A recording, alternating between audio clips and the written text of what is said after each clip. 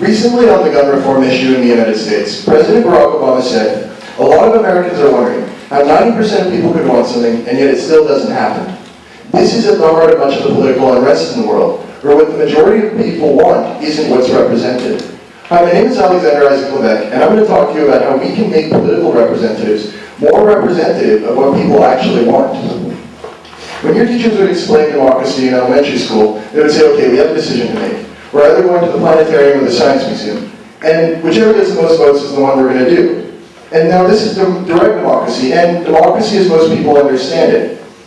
In fact, the first democracy in 500 BC in Greece was a direct democracy. So like the kids in the classroom, everyone would come to the agora every 10 days to vote on the issues.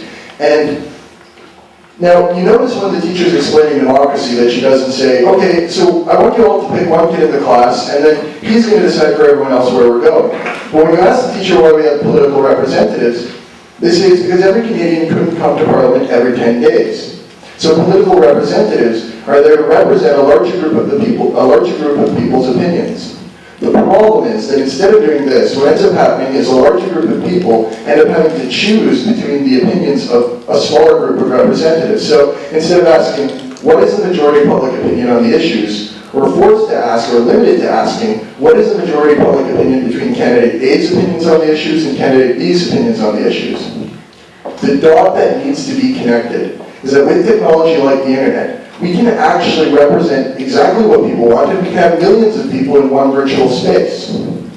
If we have things like social networking, then we should be able to have things like social governing. And there are a lot more people participating online than in politics. For example, we could create a closed, transparent, and secure network of personal voting devices that would allow people to vote on the legislation, read the legislation, even propose their own legislation. In fact, recently in a different TED Talk, Clay Shirky, an internet expert, actually showed how we could use a technology called something, an open source technology called GitHub, to actually collaboratively create user-developed bills. What this means is that we no longer need representatives to make decisions for people, because people can actually represent themselves. What we need is data-driven politics. Representatives shouldn't be elected, but they should rather be employees, like statisticians and system administrators, trained to represent the data collected on the issues from the voters. This would be a bottom-up approach, where individuals would actually shape their society rather than society shaping individuals. Because the individual is the building block of society, so only by changing individuals and the way they act can society itself change. This is part of chaos theory, where the order we see in nature isn't imposed from the top down, but it actually emerges from the interaction, from the free interaction of millions of independent parts or individuals, which then create that collective order. That collective order would also make it a lot harder to bribe, mislead, or even lobby the government, because now there would be millions of people capable of counting the votes, millions of people looking out for misleading information, and millions of people and millions of people to bribe. So you couldn't simply bribe millions of people. It would be very difficult. The point is, there would be another added benefit to this bottom-up approach. When I was in my public school's first debating team, basically we started off terribly. Like every debater, we started making assumptive, sometimes misinformed, and downright fallacious arguments.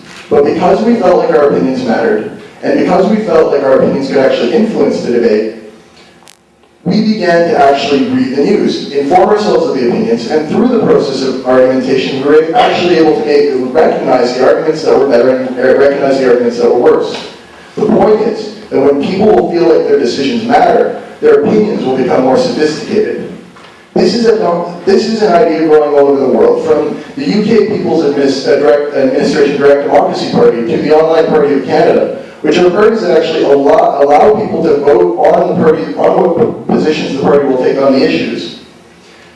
This means that we'd actually be able to smoothly integrate direct democracy into our representational democracy.